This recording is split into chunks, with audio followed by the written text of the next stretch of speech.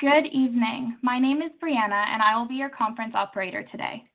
At this time, I would like to welcome everyone to PayPal Holdings earnings conference call for the third quarter 2022. All lines have been placed on to prevent any background noise. After the speaker's remarks, there will be a question and answer session. If you would like to ask a question during this time, simply press star followed by the number 1 on your telephone keypad. If you would like to withdraw your question, press the pound key. Thank you. I would now like to turn the call over and introduce your host, Ms. Gabrielle Rabinovich, Senior Vice President and Acting CFO. Please go ahead. Thank you, Brianna. Good afternoon, and thank you for joining us. Welcome to PayPal's earnings conference call for the third quarter of 2022. Joining me today on the call is Dan Schulman, our President and CEO. We're providing a slide presentation to accompany our commentary. This conference call is also being webcast, and both the presentation and call are available on our investor relations website. In discussing our company's performance, we will refer to some non-GAAP measures. You can find the reconciliation of these non-GAAP measures to the most directly comparable GAAP measures in the presentation accompanying this conference call. We will make forward-looking statements that are based on our current expectations, forecasts, and assumptions, and involve risks and uncertainties. These statements include our guidance for the fourth quarter and full year 2022, our preliminary framework for 2023, and our comments related to anticipated cost savings, operating margin, and share repurchase activity. Our actual results may differ materially from these statements. You can find more information about risks, uncertainties, and other factors that could affect our results in our most recent annual report on Form 10-K and quarterly report on Form 10-Q, filed with the SEC and available on our investor relations website. You should not place undue reliance on any forward-looking statements. All information in this presentation is as of today's date, November 3rd, 2022. We expressly disclaim any obligation to update this information. With that, let me turn the call over to Dan. Thanks, Gabrielle, and thanks everyone for joining us. I'm pleased to share that our results in the third quarter exceeded the guidance that we announced in August, marking the third consecutive quarter of delivering on our non-GAAP guidance. Before reviewing our results and operational progress, I want to share 2 exciting developments that we believe will enhance our long-term strategic position. First, I am very pleased to announce that we are working with Apple to enhance our offerings for PayPal and Venmo merchants and consumers. Leveraging Apple's Tap to Pay on iPhone functionality, merchant customers in the U.S. will soon be able to accept contactless debit or credit cards and mobile wallets, including Apple Pay, using an iPhone and the PayPal or Venmo iOS app. This will allow PayPal's merchant base to easily use their iPhone as a mobile point of sale without the need for a dongle or other payment terminals. We believe that this, along with our other in-store initiatives, will continue to accelerate our opportunity to seamlessly process payments in the physical world for our merchants. We are also adding Apple Pay as a payment option in our unbranded checkout flows on our merchant platforms, including our PayPal Commerce platform. We are already in beta with several e-commerce platforms and merchants and anticipate a broader rollout in the coming months. And next year, U.S. customers will be able to add their PayPal and Venmo network-branded credit and debit cards to their Apple Wallet and use them online and in-store wherever Apple Pay is accepted. We anticipate this to be available in the first half of 2023, expanding the opportunity for our consumers to transact in-store. This is a significant step forward in our relationship with Apple, and we are excited to work closely with them to bring these new capabilities to our mutual customers.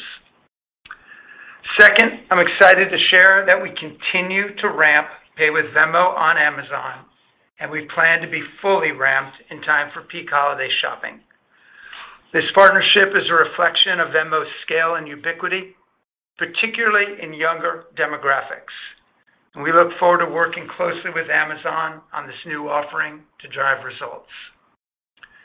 These relationships are aligned with our practice of working collaboratively with the major players across technology and financial services to provide more choice and superior experiences to our mutual customers.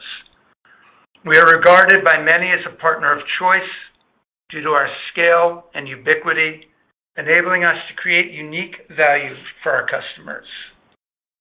And while we continue to enhance our strategic position, we remain focused on the operational initiatives that we shared last quarter. Our efforts to reduce our cost structure and drive productivity gains are yielding strong results. We remain on track to drive over $900 million in cost savings across our operating and transaction expenses this year, and at least $1.3 billion in cost savings next year. This focus on efficiency, while continuing to invest in key growth areas, is a high priority for us, and we now expect to grow our year-over-year non-GAAP operating margin in Q4 to approximately 22.5%.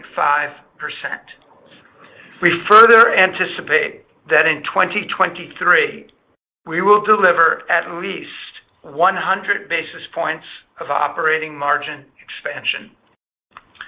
Let me now turn to our results. Our revenues in the third quarter were $6.85 billion, up 12% FXN and 11% spot, exceeding our guidance. I'm pleased to say that eBay's migration to managed payments is behind us and will be inconsequential to our results in the fourth quarter. Normalizing for eBay's migration to managed payments, our Q3 revenues grew approximately 13% on an FX neutral basis. Non-GAAP EPS was $1.08, which exceeded the midpoint of our guidance by 13 cents. The cost containment actions we discussed on last quarter's call have slowed the growth of our year-over-year non-transaction related expenses to 4%. We now expect that non-transaction related operating expenses for Q4 will be flat to slightly negative year-over-year, and we are planning similar levels in 2023. We are pleased with this execution, particularly as we are driving reinvestment in key growth areas and continue to enhance our strategic position. In the quarter, our free cash flow was $1.8 billion, up 37% year-over-year, and an all-time record for us on an organic basis. We added 2.9 million NNAs in Q3, and we expect to add another 3 to 4 million NNAs in Q4. I'm also very pleased to report that our transactions per active account in the quarter grew by a record 13% to 50.1 times per year. I'd like to spend a few moments discussing our progress on checkout. With 35 million active merchant accounts and nearly 400 million active consumer accounts, our scale is like few others in the world and represents a substantial competitive advantage in a business that is driven by network effects. In addition, we have built a high level of trust with our customers that drives significant preference to use our branded marks for online transactions. We have continued to grow faster than overall e-commerce in Q3, with our total TPV up 14% FXN, demonstrating the competitive differentiation and diversification of our global platform. Within our PayPal branded checkout business, we believe we held or gained share in the United States, with PayPal branded checkout volumes up 4% year over year. While there is not a standard proxy for e-commerce growth, I would point to Bank of America's credit and debit card volume data, which highlights 2% U.S. e-commerce growth in Q3, a full 200 basis points below our 4% branded checkout growth rate. We do expect we will continue to grow at or above the rate of e-commerce growth. However, we know there are still substantial opportunities for us to pursue. We have three major areas of focus for checkout. First, elevating and optimizing the consumer experience. Second, providing merchants with a seamless integration experience and a one-stop shop for payments. And third, innovating new checkout solutions. As consumers move towards mobile shopping, we are focused on creating the simplest mobile checkout experience possible. These enhancements include allowing customers to check out without leaving the original merchant point of interaction. For example, our recently updated mobile SDK allows merchants to provide a seamless in-app checkout experience. We are also deploying the latest secure user authentication standard for our consumers, enabling passkeys on all iOS devices to drive speed, simplicity, and conversion. Our latest innovation is accelerated checkout, which will provide merchants with a robust solution and enables one-click checkout. This simplified consumer experience is achieved by leveraging vaulted credentials within our network to authenticate and approve customer purchases without the need for a password. This enables seamless guest or account checkout experiences by removing obstacles which currently cause abandoned sessions. We are currently piloting this with several key partner platforms, and we look forward to expanding this initiative as we move through 2023 and beyond. For each segment of our merchant base, we are implementing detailed processes, go-to-market plans, and KPIs to measure our migration from legacy integrations. Moving more of our merchant base to our latest and most advanced integrations will take time. This will clearly be a multi-year initiative, but it represents a significant opportunity for us, and we are putting resources, process, and discipline in place to assure our execution. We continue to see good momentum with our unbranded payment platforms. We believe we are well positioned to help merchants orchestrate payments, leveraging our insights and machine learning to route traffic between multiple PSPs, resulting in increased approval and retention rates. Braintree is a key growth area for us, and we will continue to invest to further enhance the platform. Braintree TPV grew 38% in the quarter. Our Braintree momentum is driven largely by recent merchant wins and share of wallet expansions, and we recently signed an expanded agreement with Live Nation, which establishes Braintree as their primary card processor across the globe and includes an extended marketing partnership with PayPal and Venmo at some of Live Nation's largest festivals. Buy now, pay later continues to be a major asset to our checkout experience. And PayPal was just ranked as the best overall buy now, pay later value proposition in the United States by the Wall Street Journal. In the third quarter, we processed nearly $5 billion in volume, up 157% year over year, with over 25 million consumers using our buy now, pay later services approximately 150 million times since launch. As a result of this robust growth, we believe we have become one of the largest buy now, pay later providers in the world, with a unique competitive advantage derived from our two-sided network. Our upstream presentment continues to grow with over 280,000 merchants displaying our Buy Now, Pay Later on their product pages.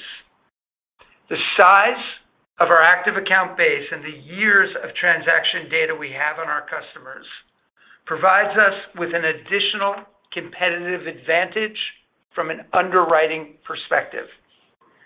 As of the end of Q3, our loss rates remain among the lowest in the industry, with no observable deterioration to date.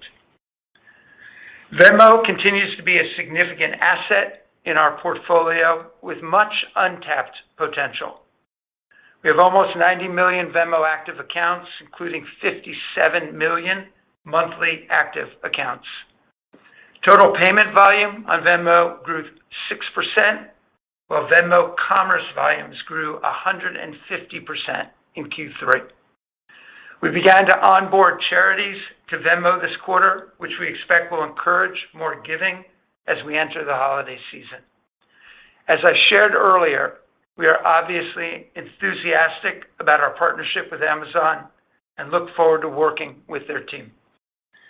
In October, we announced the launch of PayPal Rewards, which unifies our Honey and PayPal Rewards programs, and customers now can earn, track, save, and redeem cashback rewards and merchant offers in their PayPal app. In addition, our customers can also combine the benefits of their existing card rewards and offers, allowing them to save even more. PayPal Rewards is ramping in time for peak holiday shopping, and we have a robust roadmap to extend and enhance the program throughout 2023. In closing, I'd like to underscore that we are confident we have turned a corner in our transformation. We will continue to drive cost savings and streamline our processes to improve productivity while investing to differentiate our value proposition, drive market share, and deliver on our commitments. Given a challenging macro environment, slowing e-commerce trends, and an unpredictable holiday shopping season, we are being appropriately prudent in our Q4 revenue guide. At the same time, we are raising both our full year and Q4 EPS outlook and expect EPS growth in Q4 to be positive 6 to 8%. And given our commitment and focus on driving continued operational efficiency and earnings leverage, we plan to deliver no less than 15% non-GAAP EPS growth next year. While there are a number of unknowns regarding the macro environment, we can largely control our spend and its implication on earnings growth. Of course, we're also focused on investing for growth, and we are balancing efficient spend with continued investment to drive future top-line growth. We are excited by the operational initiatives, product enhancements, and new strategic partnerships that position PayPal in a substantially stronger position from when we started the year. I want to thank the PayPal team for the work they do every day to support our merchants and consumers, live our values, and drive our results. And I'm also pleased that John Kim has recently joined us as Chief Product Officer. He has deep technical and operational expertise with extensive experience overseeing product and engineering teams and has driven customer-focused innovation at scale. We are fortunate to have the chance to work with him to drive this next chapter in PayPal's story. And with that, I'll turn the call over to Gabrielle. Thanks, Dan. I'd like to start off by thanking our customers, partners, and global team for helping us to deliver a great quarter. The strong results we're reporting today demonstrate the continued execution of our strategy to deliver long-term sustainable growth. Our teams are proving our ability to navigate a dynamic operating environment while also staying focused on our key priorities. We once again demonstrated our resolve, combining execution and focus with growth in our core business. Our results reflect our operating discipline, diversification, and resilience. The power of PayPal is the scale of our global franchise. Our investments in innovation are making us stronger, and we're excited by what we see as we execute against our growth opportunities. I share Dan's enthusiasm for our growing relationship with Apple and the rollout of Pay with Venmo on Amazon. We believe we will continue to extend and reinforce our leadership in payments, and we are confident that our competitive positioning with unparalleled scale across our two-sided network will allow us to emerge from this period of economic uncertainty stronger. We're proud of the quarter we delivered. We surpassed the third quarter financial targets we shared with you in early August and delivered on our commitment of sequential acceleration in our revenue and earnings growth. We're also on track to build upon our operating margin performance in Q3 to deliver non-GAAP operating margin expansion in the fourth quarter on both a year-over-year and sequential basis. Our teams are energized by the progress we have made and by the increased operational rigor we're bringing to running our business and investing in our priorities. At the same time, the macroeconomic backdrop continues to be complex, and we're focused on taking an appropriately prudent approach to managing our business for profitable growth at scale. This year, we will process nearly $1.4 trillion of payment volume, an increase from $1.25 trillion last year, and a 25% compound annual growth rate from $288 billion in 2015. At this massive scale, we are not immune to macro headwinds. As we close out 2022 and prepare for the year ahead, we're intensely focused on doing everything within our control to anticipate and mitigate ongoing macro risks and drive robust earnings growth. Given the breadth of our two-sided platform and our strong balance sheet and free cash flow generation, we believe we are well-positioned and have the levers available to successfully navigate an economic cycle. We remain committed to meaningful non-GAAP operating margin expansion in 2023 and a significantly stronger non-GAAP earnings growth profile.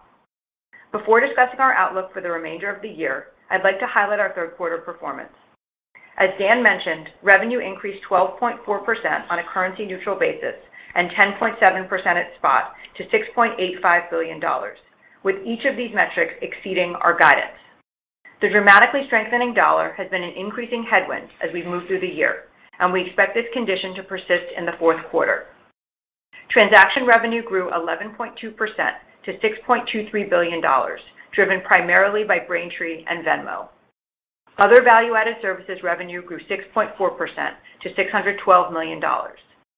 This performance, relative to last year, resulted from higher interest income on customer-stored balances, offset by lower credit revenue as we lapped higher than normal loan servicing fees. In the third quarter, U.S. revenue grew 14.4%, while international revenue increased 6% at spot.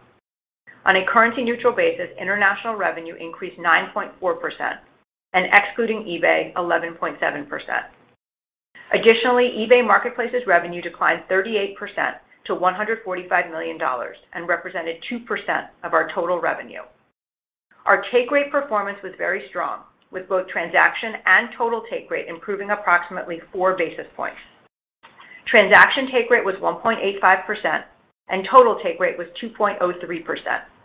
Both transaction and total take rate benefited from gains from foreign currency hedges recorded as international transaction revenue, as well as Venmo monetization.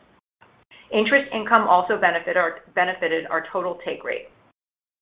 Transaction expense came in at 89 basis points as a rate of TPV, relative to 83 basis points as a rate last year. This result was largely driven by the increase in the contribution of Braintree volumes, which are predominantly card-funded, to our overall mix of payment volume. To a lesser extent, funding mix also contributed to higher transaction expenses from more normalized debit card usage relative to 2021. Transaction loss as a rate of TPV was 8 basis points versus 9 basis points in Q3 last year. In addition, credit losses were $113 million, or 3 basis points as a rate of TPV. As a reminder, in the third quarter of 2021, we released $63 million of credit reserves, which benefited transaction margin and operating margin performance in the prior period by 100 basis points. We ended Q3 with $6.5 billion in gross receivables, reflecting sequential growth of 4%. The growth in global pay later receivables was the largest driver of loan originations. The mix of shorter duration originations from our pay later products and strong performance of our loan receivables portfolio resulted in a reserve coverage ratio of 7.4% compared to 7.3% last quarter and 11.6% in third quarter last year. Transaction margin dollars grew 4%, a reversal from year-over-year declines in the first and second quarters of 2022. Excluding the benefit from the reserve release last year, transaction margin dollars increased 6%. This quarter, we began seeing benefits to our transaction expense from leveraging our scale across the network ecosystem. We expect this trend to continue in Q4 and into 2023. In addition, we're making progress in rationalizing non-transaction related expense growth. In the third quarter, on a non-GAAP basis, these expenses grew 4% year-over-year, relative to 17% growth last year, driving 180 basis points of operating leverage. Non-GAAP operating income also grew 4% year-over-year to $1.53 billion. Importantly, this is the first quarter since Q2 '21 in which we delivered operating income growth. Our operating margin was 22.4%, which was approximately 2 points better than our outlook provided at Q2 earnings. We're particularly pleased by this operating margin outperformance and look forward to building on this track record of cost prudence as we enter 2023 and beyond. For the third quarter, non-GAAP EPS was $1.08, nearly 15% stronger than our outlook. Discrete tax benefits in Q3 '21 of approximately 10 cents per share created a headwind to EPS growth. Our outperformance relative to our expectations was predominantly driven by the actions we took to increase efficiencies within non-transaction related operating expenses and improve transaction loss performance. We ended the quarter with cash equivalents, and investments of $16.1 billion. During the quarter, we generated $1.8 billion in free cash flow, bringing year-to-date free cash flow to $4.1 billion. Relative to last year, Q3 free cash flow grew 37%. We consider our balance sheet and cash flow to be competitive differentiators, which provide us with significant optionality for value creation. In the third quarter, we completed an additional $939 million in share repurchases. Year to date, we have now returned $3.2 billion to shareholders, representing 78% of the free cash flow we have generated. Given our conviction in our business relative to its valuation today and its long-term competitive advantages and ability to deliver sustainable value creation, we have taken a more aggressive approach to our capital return program this year. We believe that share repurchase remains an optimal use of capital for our shareholders, while allowing us to retain the flexibility to continue investing opportunistically in our business. We now expect to complete an additional $1 billion in share repurchases in the fourth quarter. As I discussed during our earnings call last quarter, we've been assessing opportunities for additional credit externalization. We have made progress on this initiative and are committed to securing off-balance sheet funding for a portion of our global pay later portfolio next year.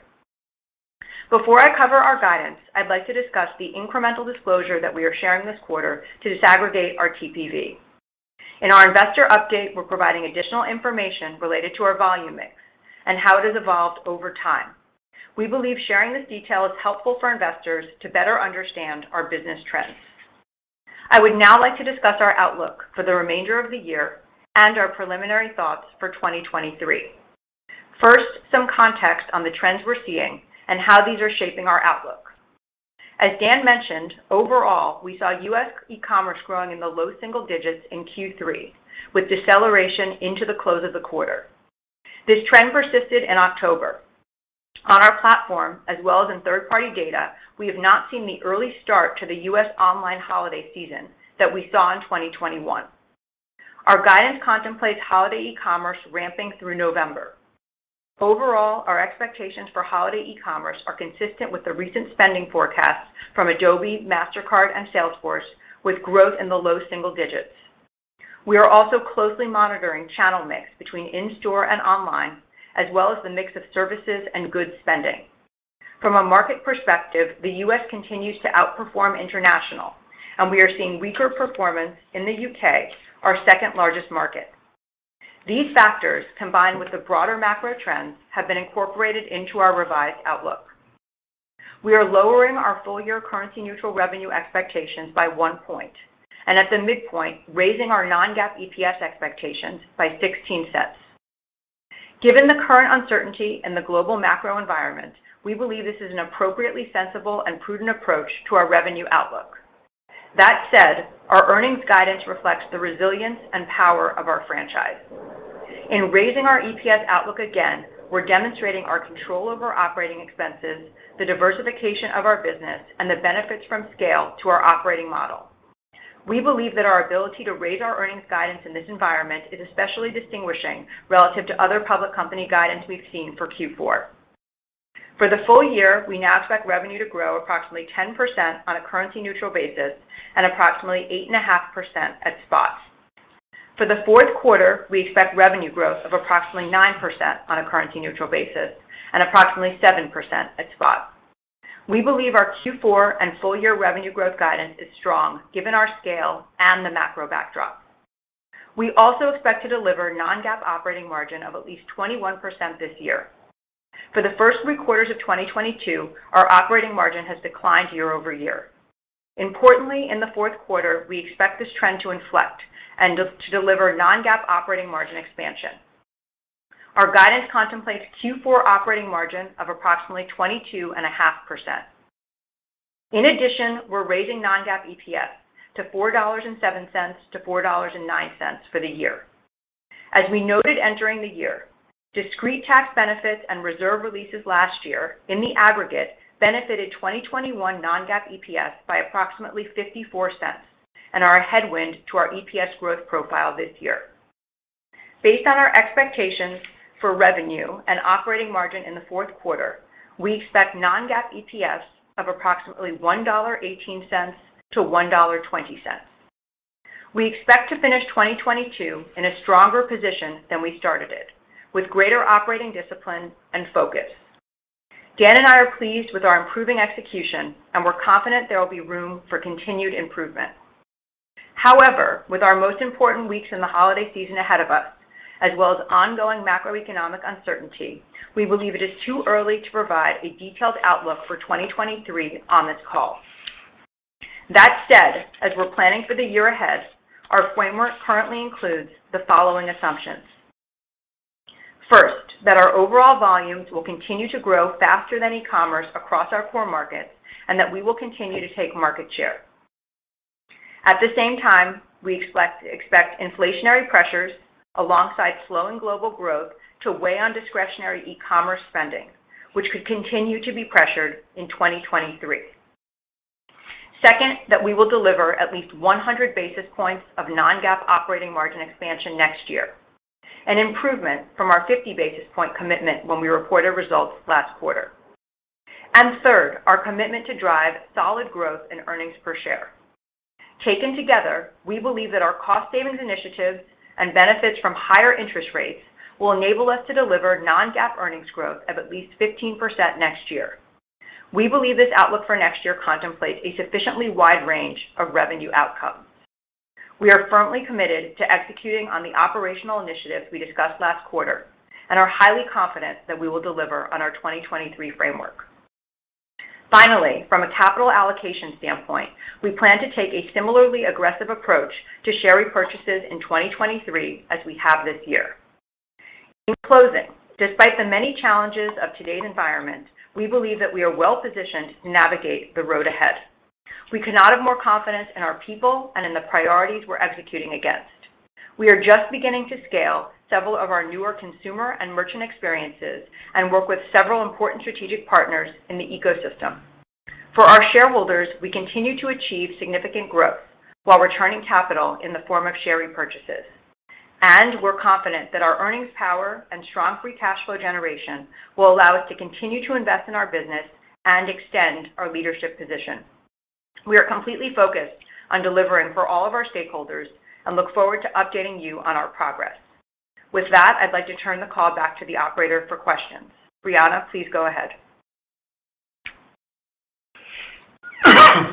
At this time, I would like to remind everyone, in order to ask a question, you must press star and the number 1 on your telephone keypad. We'll pause for just a moment to compile the Q&A roster.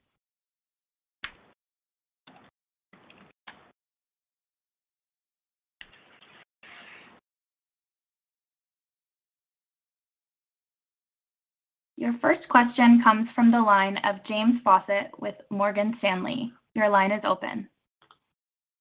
Great, thanks. Exciting announcements for sure with Apple, et cetera. Just wondering on the margins, though, can you talk a little bit about how you're approaching next year? Obviously, as you indicated, Gabrielle, there's a big range of potential scenarios, especially around revenue, but you seem fairly confident in your ability to deliver that 100 basis points of margin expansion, which is a little more than we had modeled.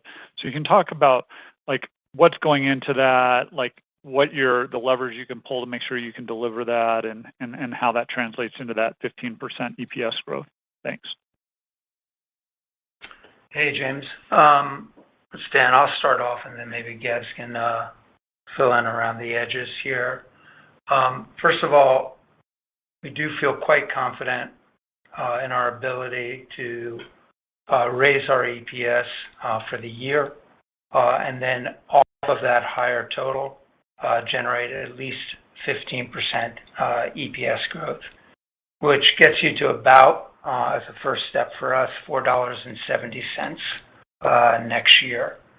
And this is really being driven by taking a very prudent approach to what could happen next year from a macroeconomic perspective.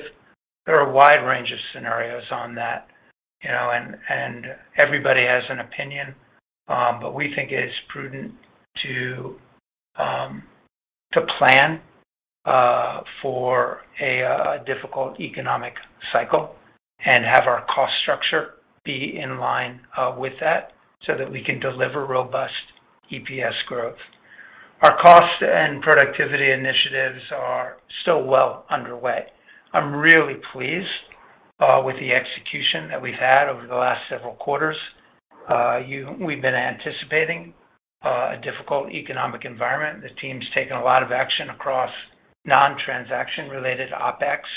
As we said, in our remarks, we expect in the fourth quarter that's going to be flat and probably slightly negative as we look ahead. And then as you look into 2023, we see no reason why it will come off of those levels of being flat to slightly negative. If you think about it, our non-transaction OpEx has traditionally been in the mid-single digits for a long time.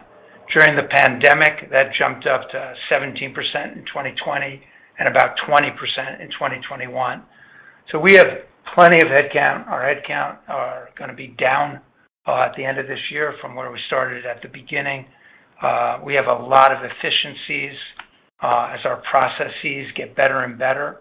We are clearly leveraging our scale with our suppliers as well, whether those be our network partners or others on transaction-related expenses. And we feel very good about delivering at least 100 basis points of operating margin improvement next year. By the way, at the same time, investing in our high growth, high conviction areas, check out digital wallets and Braintree. We think this is a time where market share leaders get stronger. We want to take advantage of this environment that we're in. We are already seeing some of the investments we're making in those areas pay real dividends in our ability to satisfy our customers. And we think this is an opportunity for us to take share going forward. We're in a rising interest rate environment. That's a tailwind for us. For many of our competitors, it's a headwind on it. And we just think there's opportunities for us to operate more efficiently and effectively and invest and continue to take market share. So really pleased with the focus and the commitment from the team, making real progress on the cost side and the productivity front. and we'll continue to do so as we go into next year.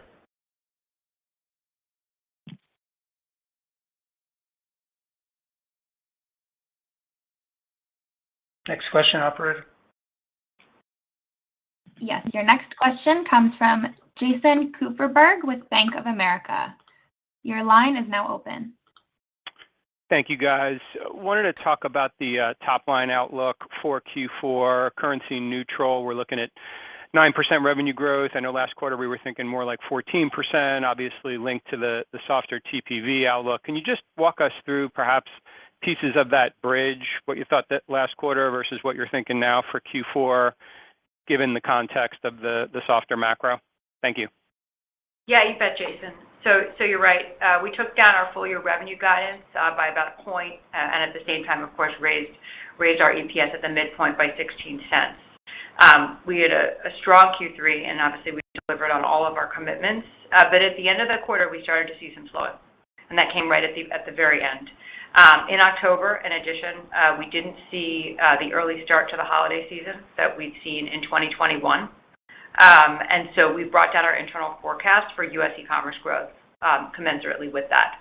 And so, in the middle of the year, we were thinking about U.S. e-commerce growth for the fourth quarter in the mid-single digits. That's now come down to low singles. That's pretty consistent with what we see from other third parties, and that really is the predominant driver of the change in our guidance. Now, in conjunction with that, similar to earlier this year, when we took down some of our expectations around initiatives in conjunction with a lower growth environment, we've done the same. And so that's also contributing to the 9% FX neutral expectation on Q4. But of course, we're raising EPS overall, and in the quarter, we expect to deliver about 75 basis points of op margin expansion. So we continue to deliver on our efficiencies despite the slower growth environment. I think you're also seeing any report that comes out on the macroeconomic environment reaching all-time high. The inflation report in the Eurozone was not great. And you're seeing in countries like the Netherlands, which is so conservative, a 17% inflation rate.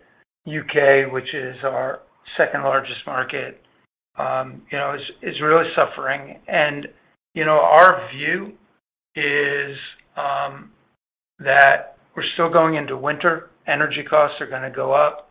And the low end income levels and middle income levels are beginning to cut back on their discretionary spend. They're spending so much more on food, on energy, on gas, on rent. And we're beginning to see that impact those segments of the market. The high end of the market, by the way, is still spending quite freely, and we're seeing that also in our results. The other thing is we did expect quite a number of live-to-site implementations on Braintree in the fourth quarter. Almost a full point of growth that are being pushed into next year. So we'll capture that revenue. We just won't capture it this quarter. So I think, as Gab said, there's certain things we can control. Those are our expenses, where we're investing, how we're doing in those investments. And there, I think the team is doing an excellent job. And there's certain things like the macro environment that we can't control, but we need to be ready in a wide range of scenarios. And that's what we're laying out for you. Firm commitment around at least 15% EPS growth and operating margin expansion, and continued investment in our high growth, high conviction areas. All makes sense. Thanks, guys. Yep. Your next question comes from Colin Sebastian with Baird. Your line is open. Thanks very much.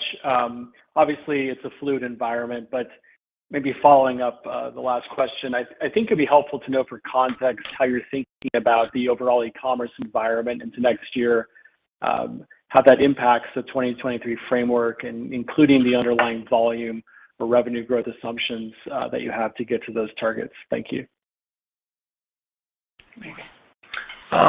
So let me start off, and Gabs can come in. So first of all, Colin, look, I think it's a little bit too soon to have strong visibility into what 2023 will look like.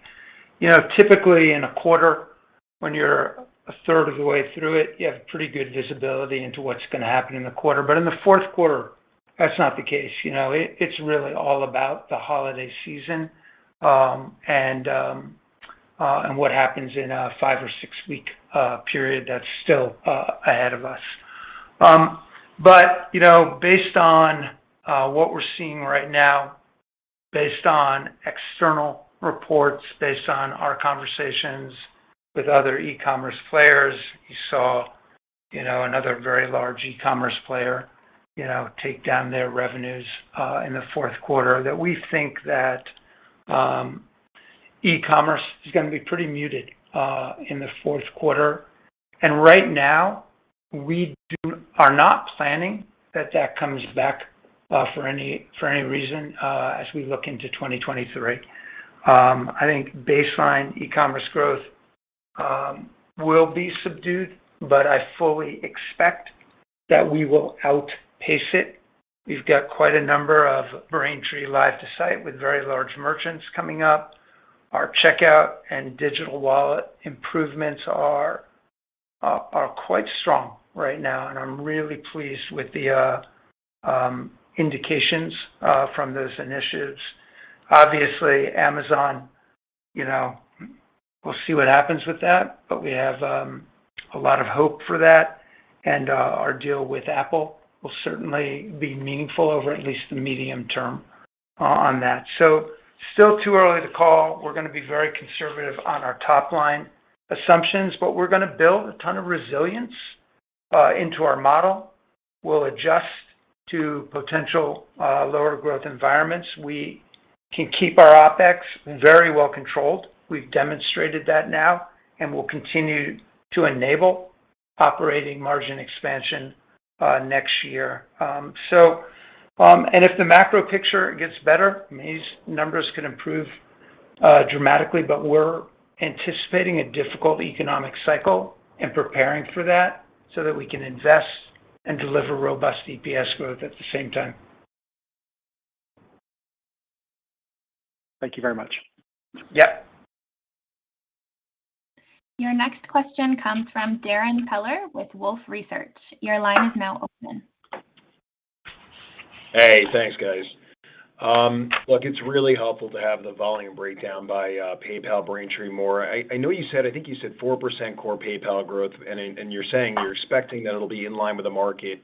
If you could just touch on the assumptions and drivers of PayPal core engagement growth and what you can do there. It obviously looks like you're making progress around initiatives like Passkey or, you know, the Venmo Amazon partnership or obviously Apple.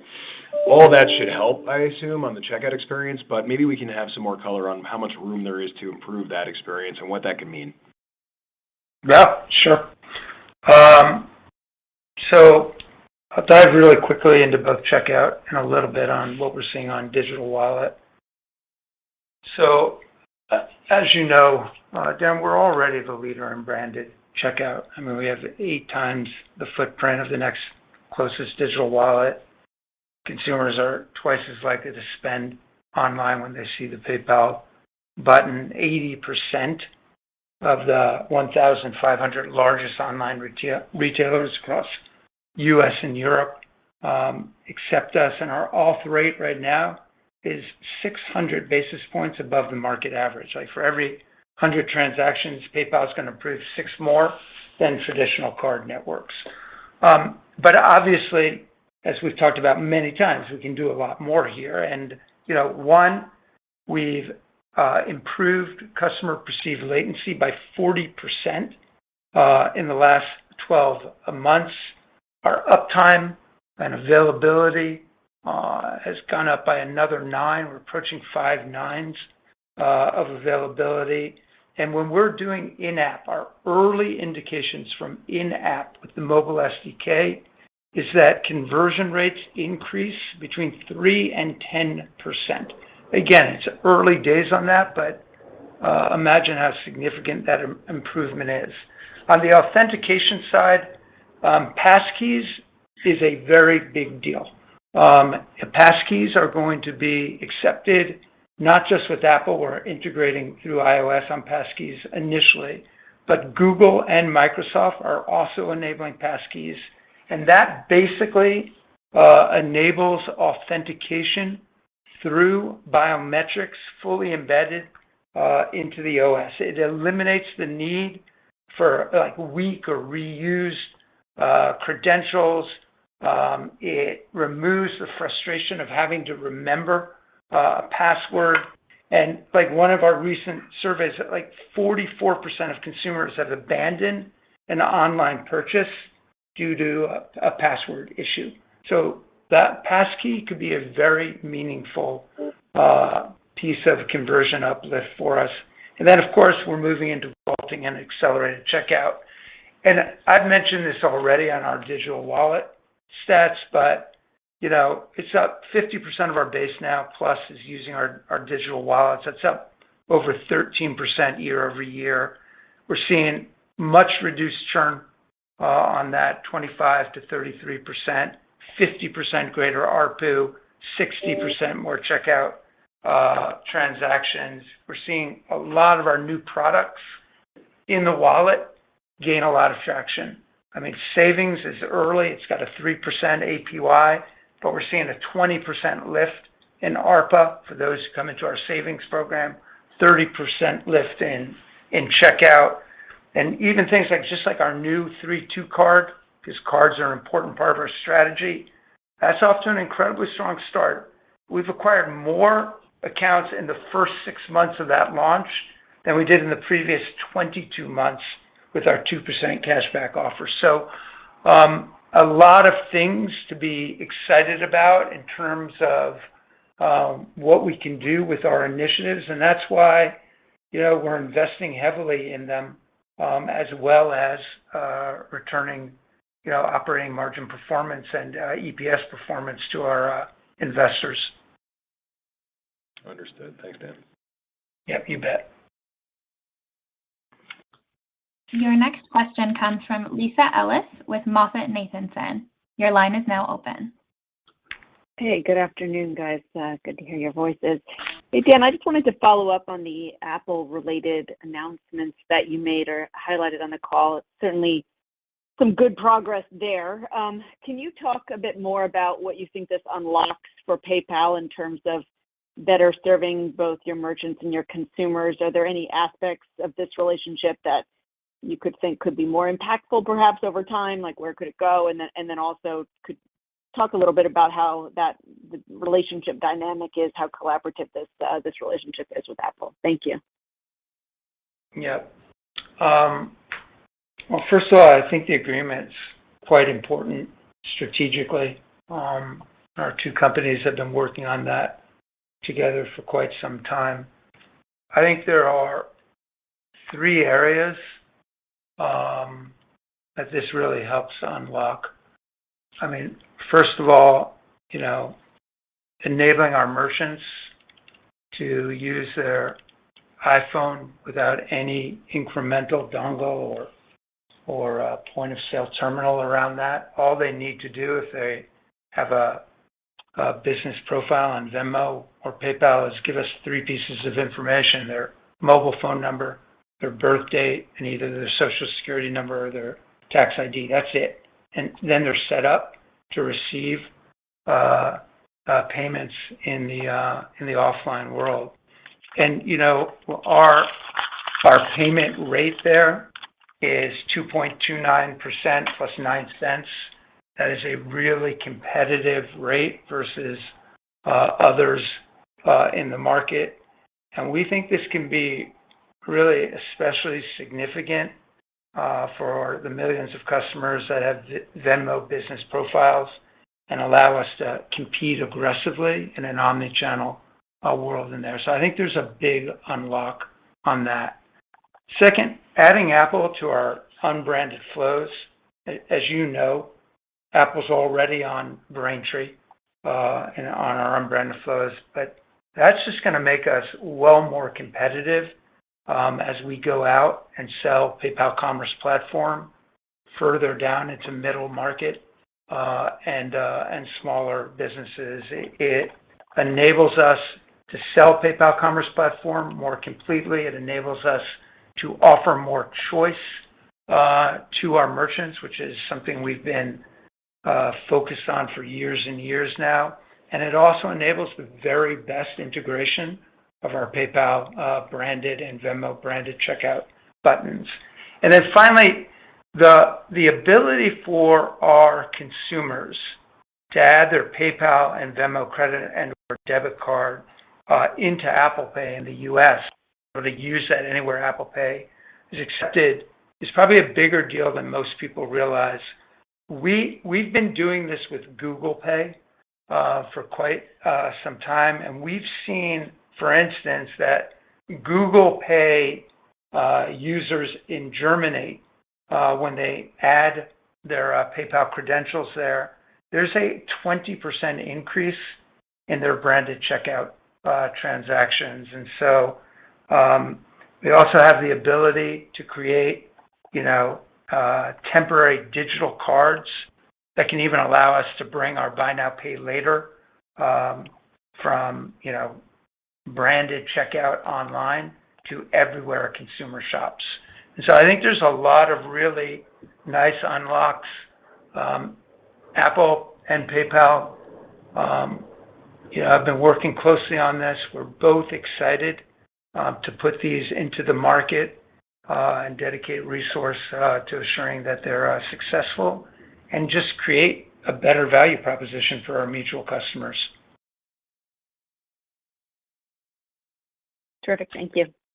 Yeah. Your next question comes from Tien-Tsin Huang with JP Morgan. Your line is now open.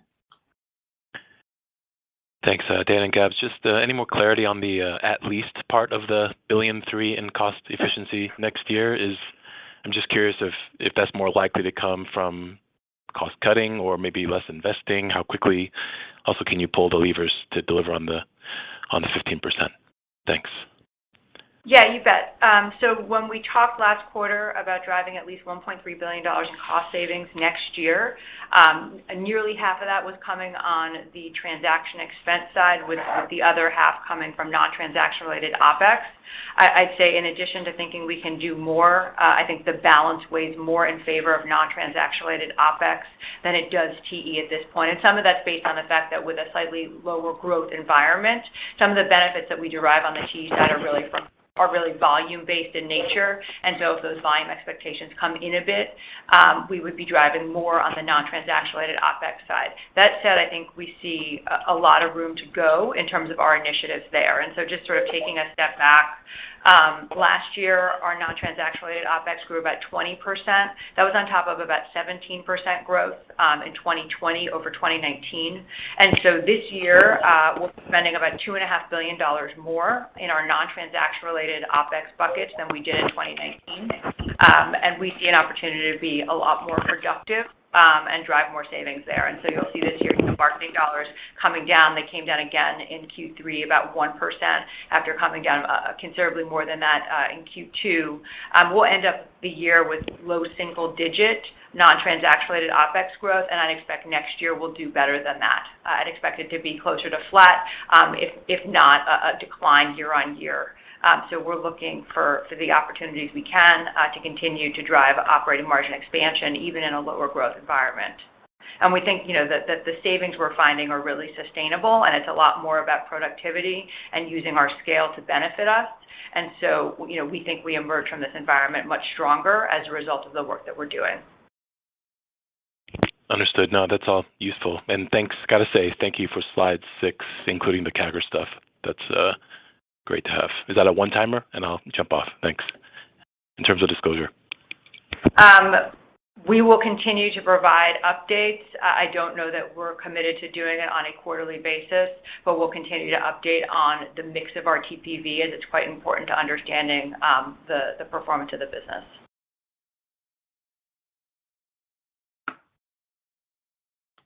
We'll take the next question. We have time for one last question from David Togut with Evercore ISI. Your line is now open. Thanks so much for squeezing me in. You've announced a number of new omni-channel initiatives, whether it be the announcements with Apple today, the rollout recently of PayPal Zettle terminal in the U.S., and of course, continued expansion of your BNPL products. Can you help us think about what all of the omni-channel initiatives might mean over time for revenue? And then sort of broadly, what are the costs associated with expanding omni-channel? You've talked about freeing up investment dollars from your cost reduction initiatives. Thanks so much. Yeah. I'll start on that, David.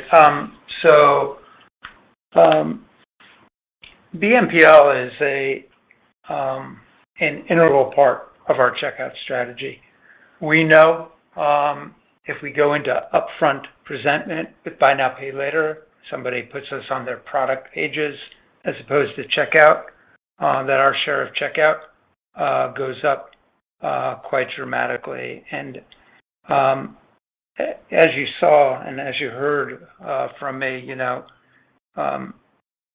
it's growing by leaps and bounds. We're approaching 300,000 upstream presentment. We're one of the top players in any market. 2 years after launch, 150 million different loans at over, by the way, 2.2 million unique merchants. And what I didn't say in my script is it drives a halo spend of greater than 20%, and 90% plus of that is incremental to us. And so not only do we have a great value proposition, but we have a real competitive advantage in knowing our customers. 90% of the people that use buy now, pay later, we have history on, and so our loss rates remain low and stable. Today we're live in 8 markets. As I mentioned when Lisa asked her question, we think that the ability to take buy now, pay later anywhere you want to shop, whether that be online or in store, is a really exciting part of the evolution of buy now, pay later. As part of being able to put a branded debit or credit card, PayPal or Venmo branded debit card into Apple Pay, we can also provision a digital buy now, pay later for somebody going in store so that they can pay in store using one of our buy now, pay later solutions. And we are also now linking our card strategy, which is a very important part of our in-store. We are moving away from going heavy into QR and doing much more with cards. But imagine paying for something in store and then coming back into your PayPal app and deciding, okay, I paid for that, but now I want to pay for that in 4 installments, or split that payment with rewards or fiat currency. And so we're really trying to imagine buy now, pay later as being fully omni as a capability, and we think that will unlock quite a bit for us as we look forward.